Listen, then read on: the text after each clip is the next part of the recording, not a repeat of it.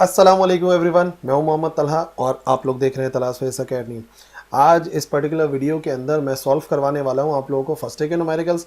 और first day के numericals में अब हम सॉल्व करेंगे, स्टार्ट करेंगे बल्कि हम लोग हमारा चैप्टर नंबर 5। और इस पर्टिकुलर वीडियो में मैं उन न्यूमेरिकल्स को सॉल्व कराऊंगा जिसका ताल्लुक है सेंटर ऑफ मास से रिलेटेड। तो पहला जो न्यूमेरिकल है ना, उसमें हमें लोकेट करना है centre of mass system of particles हैं। हर एक का मास जो है वो m के बराबर है और उनको अरेंज किया गया है एक पोजीशन में जो कि एक रेगुलर प्लेनर हेक्सागन है, यानी कि उसकी 6 साइड्स हैं और वो जो मास है वो उनके 6 कॉर्नर्स पे है। फॉर एग्जांपल ये, ठीक है ना, तो देख लो कि ये एक प्लेनर हेक्सागन है और इसके जो है वो 6 साइड्स हैं और हमने हर एक कॉर्नर के ऊपर एक मास रखा हुआ है। यहाँ पे रखा हुआ है, यहाँ पे एक मास है, यहाँ पे एक मास है, यहाँ पे एक मास है, यहाँ पर और यहाँ पर एक मास रखा हुआ है। ठीक है, और कंसिडर कर लेते हैं। सबसे पहले हमें एक एक्सिस सपोज करना पड़ेगा। तो हमने यहाँ पर एक एक्सिस सपोज करा और ये जो पार्ट है ना, जो उसका हेक्सागन का जो सेंटर है, फॉर एग्जाम्पल वो लाई कर रहा है ओरिजिन पे। ठीक है, तो अब एक डिस्टेंस सपोज कर लेते हैं। मिसाल के तौर पे ये जो पॉइंट सी है जहाँ पे हमें मास m रखा हुआ है, तो उसके कोऑर्डिनेट्स हो जाएंगे x एक्सिस में c और y में 0। ठीक है, क्योंकि x एक्सिस पे लाई कर रहा है। अगर इसका डिस्टेंस c है तो कंफर्म है कि इस तरफ वाला ये जो मास है इसका डिस्टेंस हो जाएगा -c,0। ठीक है, क्योंकि x एक्सिस पे लाई कर रहा है तो y कंपोनेंट तो 0 होगा ही होगा। अच्छा, अब सपोज कर लेते हैं कि जो ऊपर वाले मासेज हैं इनका y में और x में कितना डिस्टेंस है। तो मिसाल के तौर पे ये वाला जो डिस्टेंस है ना y का, इसको हमने नाम दे दिया b का। तो इसका मतलब ये वाला मास भी b डिस्टेंस पर है y एक्सिस में और ये भी b डिस्टेंस पर है। लेकिन ये जो डिस्टेंस है ना x एक्सिस के अंदर, इसको हमने फॉर एग्जांपल नाम दे दिया है स्मॉल a। तो ये प्लस का a हो जाएगा और इस तरफ हो जाएगा माइनस का a। तो इस मास के जो कोऑर्डिनेट्स हैं जो कि पॉइंट a पर है वो हो गया -a,b, इसका हो गया a,b। अगर सेम ऊपर ये हमने डिस्टेंस सपोज करें तो देखो सेम डिस्टेंस पर ये e भी नजर आ रहा है और d भी नजर आ रहा है। तो d के कोऑर्डिनेट्स क्या बनेंगे? d के कोऑर्डिनेट्स x पॉजिटिव और y नेगेटिव। और अगर ऊपर वाला डिस्टेंस जो है वो b था तो इसका मतलब नीचे वाला डिस्टेंस जो हो जाएगा y एक्सिस का वो हो जाएगा -b के बराबर। और इसी तरीके से इसका भी डिस्टेंस -b हो जाएगा। और क्योंकि ये x एक्सिस में लाई कर रहा है नेगेटिव x एक्सिस के अंदर, तो इसके कोऑर्डिनेट a के कोऑर्डिनेट x का -a था तो इसका भी -a होगा। अब सेंटर ऑफ मास के लिए फॉर्मूला यह है कि समीशन फाइंड करना पड़ेगा product of mass and their respective distance of x axis, यानी कि उस मास की वैल्यू लिखनी है और फिर उसको मल्टीप्लाई करना है उसके एक्स एक्सिस के डिस्टेंस से और फिर तमाम जो मासेस हैं उनका सम कर देना है। अब देखो m1 कहाँ लाई कर रहा है? m1, अच्छा पहले तो फॉर्मूला देख लो। m1 x1 है, m2 x2 है, m3 x3, m4 x4 and similarly यहाँ तक आ गया। और नीचे समीशन ऑफ मासेस, जितने ही मासेस हैं, तो नीचे 6 मासेस हैं तो 6 मासेस आ गए। अब देखो जो पहला मास है फॉर एग्जांपल वो है ये वाला, तो वो x एक्सिस में कितने डिस्टेंस पर लाई कर रहा है? वो a डिस्टेंस पर लाई कर रहा है। तो मास मल्टीप्लाई है उसका करस्पॉन्डिंग x एक्सिस का डिस्टेंस। इसी तरीके से फिर इस वाले मास को सपोज कर लो, तो इस वाले मास का डिस्टेंस कितना हो गया x एक्सिस में? वो हो गया माइनस का a, तो m मल्टीप्लाई बाय माइनस का a। इसका डिस्टेंस देखा जाए तो कितना हो गया? इसका डिस्टेंस हो गया x में माइनस का c, तो m मल्टीप्लाई बाय माइनस का c, तो ये हो गया माइनस का mc। इसका डिस्टेंस हो गया माइनस का a, तो माइनस का ma। इसका डिस्टेंस हो गया d का डिस्टेंस हो गया a, तो वो हो गया ma, मास मल्टीप्लाई बाय उसका जो भी x एक्सिस का डिस्टेंस है। और इसका जो x एक्सिस का डिस्टेंस है आखिरी वाले का वो है c, तो इसका समीशन ऑफ m और डिस्टेंस, तो m मल्टीप्लाई बाय c आ गया। तो देख लो ये कैंसिलेशन क्या क्या हो गई? कैंसिलेशन हो गई प्लस का ma, माइनस का ma से कैंसिल, माइनस का mc, प्लस के mc से कैंसिल और माइनस का ma एक और ma से हो गया कैंसिल। और नीचे जितने ही मासेस हैं, मासेस तो बराबर हैं, हर एक का m है, तो 6 मरतबा m आ जाएगा। तो ऊपर आंसर आ गया 0, नीचे लिखा हुआ है 6m। तो x एक्सिस का जो आंसर आ गया वो बराबर आ गया 0 के, यानी कि जो सेंटर ऑफ मास है वो कंफर्म है कि वो x एक्सिस के 0 पर लाई कर रहा है। x एक्सिस में उसने कुछ भी डिस्टेंस कवर नहीं किया हुआ होगा। इसी तरीके से y का डिस्टेंस समीशन ऑफ m मास और उसका करस्पॉन्डिंग y एक्सिस का जो डिस्टेंस होगा उस पर्टिकुलर मास का, और नीचे तमाम मासेस को हमें ऐड कर देना है। तो सबसे पहले देखो ये वाला मास हो गया, इसका y एक्सिस का डिस्टेंस कितना आ गया? इसका y एक्सिस का डिस्टेंस है b, तो m मल्टीप्लाई बाय b। फिर अब इसका डिस्टेंस देखो तो ये हो गया m मल्टीप्लाई बाय b। ठीक है, y एक्सिस का डिस्टेंस दिख रहे हैं। अब ये क्योंकि एक्सिस पे लाई कर रहा है तो इसका y कोऑर्डिनेट 0 है, तो ये सीधा सीधा यहाँ पर इसकी जगह पे 0 आ जाएगा। फिर ई की बात करते हैं, तो ई का जो डिस्टेंस है वाई एक्सिस का माइनस बी है, तो माइनस का एम बी आ गया। ठीक है, इसका डिस्टेंस कितना है, इसका डिस्टेंस है माइनस का बी, तो इस तरीके से एक और माइनस का बी आ गया, और फिर ये आ गया फॉर एग्जांपल माइनस का बी। और ये वाली जो वैल्यू है ये क्योंकि एक्सिस पे लाई कर रही है तो इसका वाई कोऑर्डिनेट 0 हो जाएगा। वाई कोऑर्डिनेट 0 हो गया तो एम मल्टीप्लाई बाय 0, तो देख लो 2 प्लस के एम बी है और 2 माइनस के एम बी है, प्लस माइनस कैंसिल और 0 तो वैसे ही कैंसिल, नीचे 6 एम लिखे हुए, तो वो 0 डिवाइड बाय 6 एम, ये आ जाएगा वाई। जो सेंटर ऑफ मास का वाई कोऑर्डिनेट है वो भी किसके बराबर आ गया, 0 के। इसका मतलब सेंटर ऑफ मास कहाँ लाई कर रहा है, सेंटर ऑफ मास लाई करेगा इस पॉइंट पर, और इसके कोऑर्डिनेट कितने होते हैं, 0,0। ठीक है, तो फिगर से भी नजर आ रहा है कि जो अरेंजमेंट है सेंटर ऑफ मास यहां कहीं पर लाई करेगा। इसी तरीके से क्वेश्चन नंबर 2 है, find the position of centre of mass. Centre of mass ही पता करना है, और 5 इक्वल मास सेम मास वाले पार्टिकल्स हैं और उनको लोकेट किया गया है 5 corners of a square based right pyramid. ठीक है, एक पिरामिड है और उसके जो बेस है वो स्क्वायर है। ठीक है, और 5 कॉर्नर्स हो जाएंगे, तो हम उन पे मासेस रखे हुए हैं सेम मासेस वाले m, और जो लेंथ है वो l है, जो स्क्वायर बेस था उसका लेंथ l है, और जो एल्टीट्यूड है वो हो गया h, जैसे कि ये नज़र आ रहा है। तो देखो, एक मास हमने यहाँ पे रखा, एक मास इस कॉर्नर पे रखा, एक मास इस कॉर्नर पे रखा, एक इस कॉर्नर पे, और एक पिरामिड का जो टॉप पॉइंट होता है एक हमने यहाँ पे रख दिया। 5 मासेस तो बराबर हैं, लेट से m के बराबर।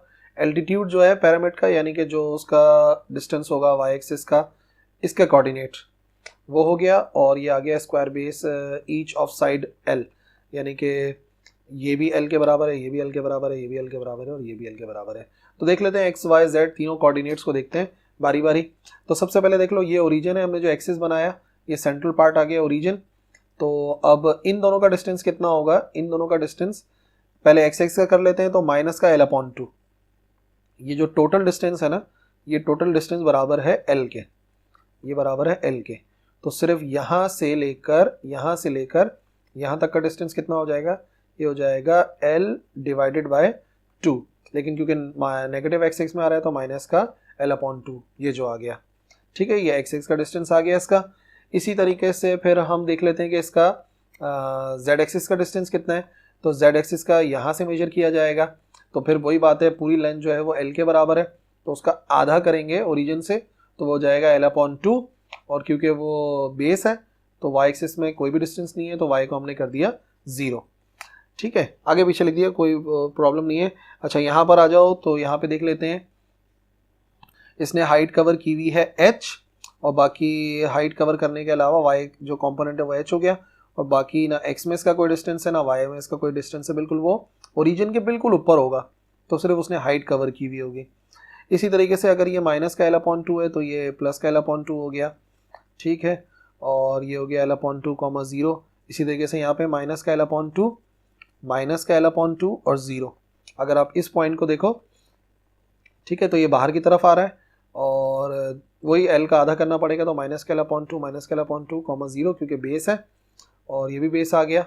ये हो गया x एक्सिस पॉजिटिव है l/2, जबकि जो z एक्सिस है उसको नेगेटिव किया हुआ है, तो हो गया माइनस का l/2। अब तीनों कोऑर्डिनेट्स निकालने पड़ेंगे। सबसे पहले x कोऑर्डिनेट निकालेंगे, सेम वही, तो m1 वाला जो मास है उसका डिस्टेंस हो गया l/2। ठीक है, फॉर एग्जांपल इसका डिस्टेंस हो गया l/2, इस वाले का डिस्टेंस हो गया x में माइनस का l/2, फिर इसका डिस्टेंस हो गया माइनस का l/2, इसका हो गया प्लस का l/2, और आखिरी वाले का तो x में कोई डिस्टेंस ही नहीं है। सारी वैल्यूज रखी तो देख लो, प्लस का ml/2, माइनस का ml/2, माइनस का ml/2, और प्लस का ml/2, 0 डिवाइड बाय 5 मासेस है, तो 0 डिवाइड बाय 5m 0 के बराबर आ जाएगा, यानी कि x कोऑर्डिनेट जो है सेंटर ऑफ मास वो तो 0 ही है। उसके बाद y कोऑर्डिनेट पता करेंगे, तो देखो y कोऑर्डिनेट जो है वो हमें देखना पड़ेगा कि उसी तरीके से वैल्यूज पुट करें, मास मल्टीप्लाई बाय जो भी उसका y का डिस्टेंस है। पहले वाले का डिस्टेंस हो गया l/2, फिर इसका डिस्टेंस हो गया l/2, इसका डिस्टेंस हो गया माइनस का l/2, इसका डिस्टेंस हो गया माइनस का l/2। तो ये माइनस की वैल्यू प्लस की वैल्यू से कैंसिल, प्लस की वैल्यू माइनस वाली वैल्यू से कैंसिल, और 0 divide by 5m is equal to 0। ठीक है, आप इसको y कंसिडर करके करोगे, क्योंकि हम जो हमारे पास जो स्ट्रक्चर दिया हुआ है ना पूरा, इसको हम सपोज कर सकते हैं अपने लिहाज से x और y दोनों में। तो फॉर एग्जांपल अब मैं इसको y से समझा रहा हूँ, तो ये जो L/2 है ये y कोऑर्डिनेट जो भी थे इनको हमने यहाँ पे रखा, तो फिर वही 0/5m बराबर आ गया 0 के। अब बारी है इसका z कंपोनेंट निकालने की। z कंपोनेंट में देखो ये चारों जो पार्टिकल्स हैं ये तो बेस पे लाई कर रहे हैं, तो इन्होंने कोई भी डिस्टेंस कवर नहीं किया हुआ, सिर्फ जो डिस्टेंस कवर हुआ हुआ है वो ये वाला कवर हुआ हुआ है जो कि ऊपर की तरफ है, या समझ लो बाहर की तरफ है। बाहर की तरफ अगर z एक्सिस में होगा तो सिर्फ इसी का डिस्टेंस है, तो एक आएगा mh, बाकी सबके साथ 0 आएगा, और नीचे जो है वो 5m आ जाएंगे, तो ये ऊपर आ जाएगा mh/5m, m से m होगा कैंसिल, तो z एक्सिस का जो सेंटर ऑफ मास का आंसर आएगा वो आएगा 1/5h।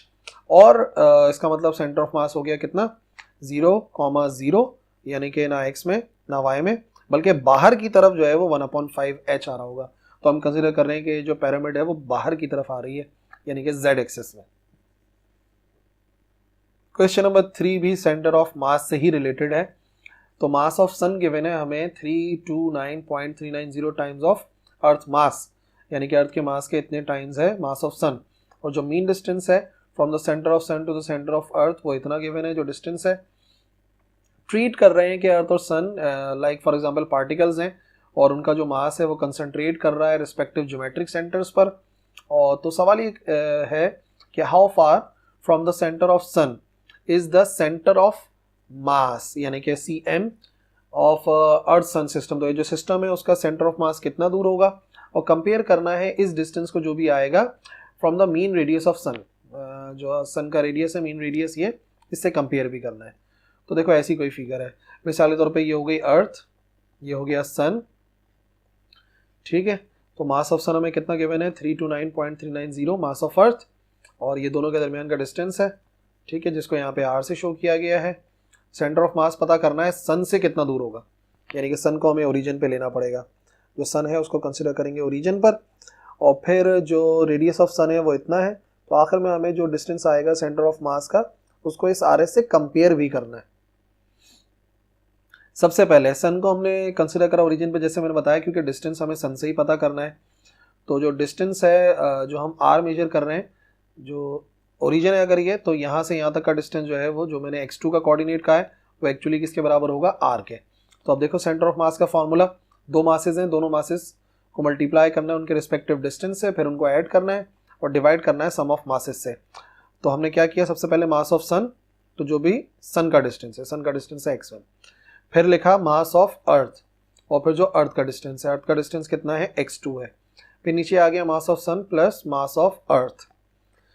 इसको तो हमने कंसिडर करा है क्योंकि ओरिजिन पे, तो ये पूरी वैल्यू 0 हो जाएगी, x1 से मल्टीप्लाई हो गया, और x2 को r के बराबर का है तो r लिख दिया, और यहाँ पे आ गया me यानी कि मास ऑफ अर्थ। नीचे ms की वैल्यू पुट करी, ms की वैल्यू कितनी थी 329.390 me नीचे आ गया। तो यहाँ से हमने कॉमन लिया me को, me कॉमन, तो 329.390 प्लस 1, तो ऊपर भी me है नीचे भी me है, दोनों के मासेस कैंसिल, ऊपर बचा r और नीचे आ गया 330.390। r की वैल्यू पुट करी, डिवाइड कराया, तो हमारे पास आ गया सेंटर ऑफ मास का डिस्टेंस जो कि है 4.52 10⁻⁵। और नेक्स्ट जो पार्ट था उसमें हमें इसको कंपेयर करना है अर्थ जो सन है उसका रेडियस है, तो डिवाइड करा देंगे, कंपेयर करने का मतलब दोनों का रेशियो निकालना है। तो 4.52 10⁻⁵ दोनों कैंसिल हो गया, तो आंसर आ गया 0.64। तो कंपेयर अगर करें तो तकरीबन 0.64 टाइम्स है।